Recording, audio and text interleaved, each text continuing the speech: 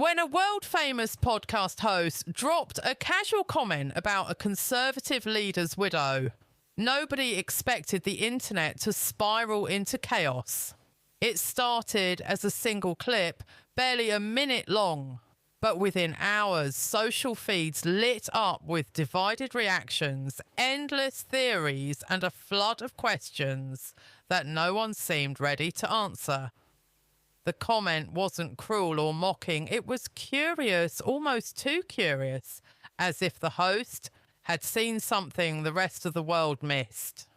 That was enough to send millions of people into detective mode, piecing together clips, statements, and timelines like a puzzle with missing edges. The leader in question had built an empire on strong opinions and sharper words, earning both loyal followers and fierce critics. His sudden death shocked his supporters. The kind of event that felt too big, too sudden, and too perfectly timed to sit right. Official reports said it was the act of a lone attacker, an individual supposedly driven by anger and ideology. But some felt the story didn't line up. The details were off, the timing strange, and the people involved moved on faster than expected. And when his widow, a poised media-savvy figure, was suddenly appointed to lead his organisation, it didn't quiet the whispers. It only made them louder. That's where the podcast host came in. On his show, he didn't accuse anyone or claim to know the truth. He just said what many people were already thinking, but were too afraid to say out loud, that something about this whole situation didn't feel natural.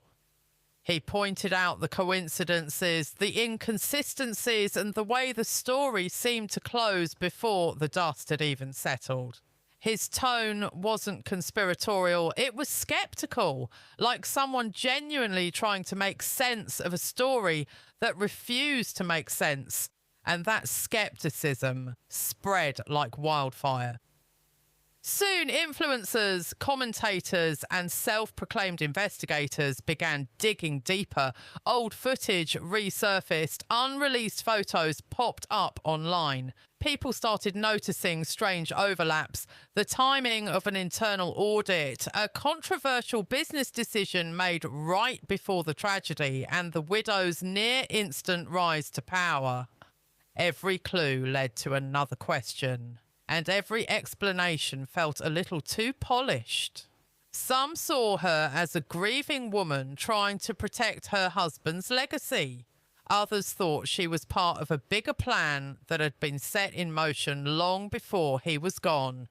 Meanwhile, the organisation she inherited didn't slow down. It sped up. New programmes launched, donors poured in. Public sympathy turned into a wave of renewed influence, and for a while it looked like everything had worked in her favour.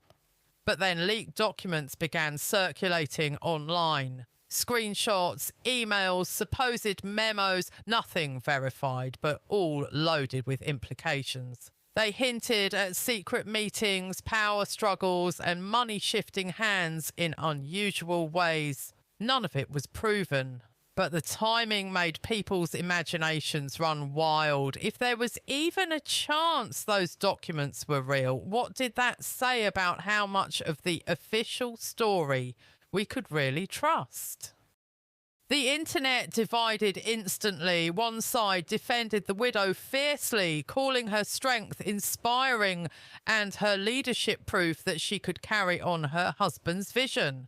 The other side claimed she knew more than she let on, pointing to her calmness in interviews, her perfectly timed public appearances, and the polished way she addressed every rumour without ever answering directly. The same clip could be seen two different ways, as grace under pressure or as control under scrutiny. It all depended on who you believed.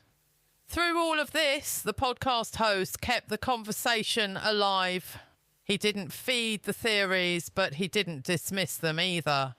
He asked questions, sharp ones, about accountability, truth, and the way the media tends to smooth over the rough edges of tragedy. He reminded his audience that in today's world, facts and narratives often blend until it's hard to tell one from the other.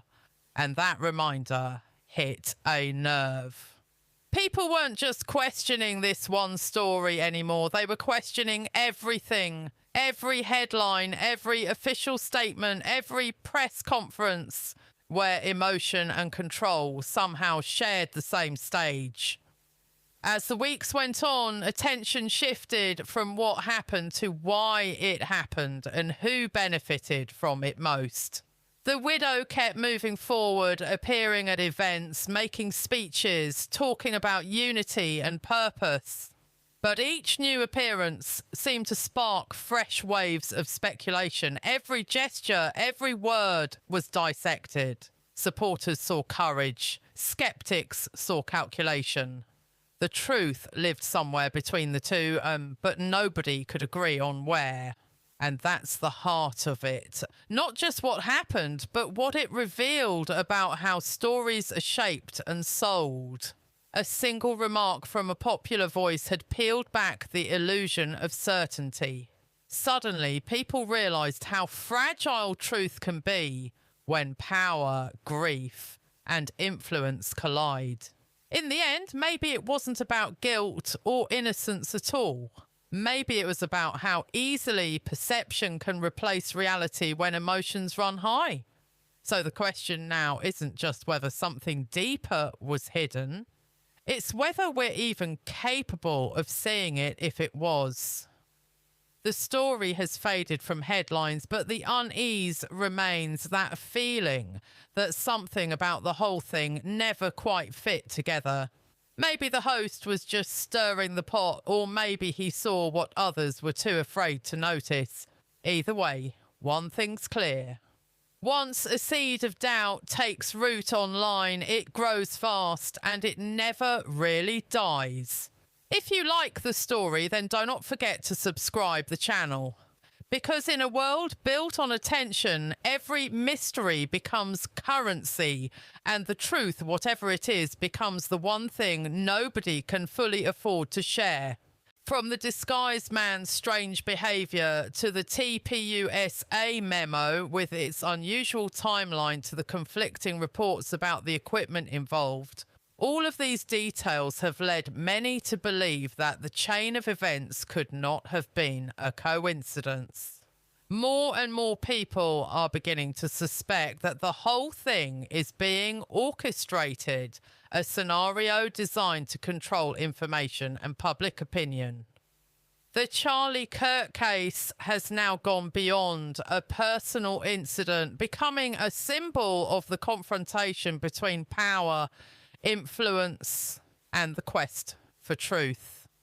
Each new contradiction that is discovered shakes public confidence, leaving them wondering who is telling the real story and who is rewriting it. And while the full truth has yet to be revealed, one thing is clear.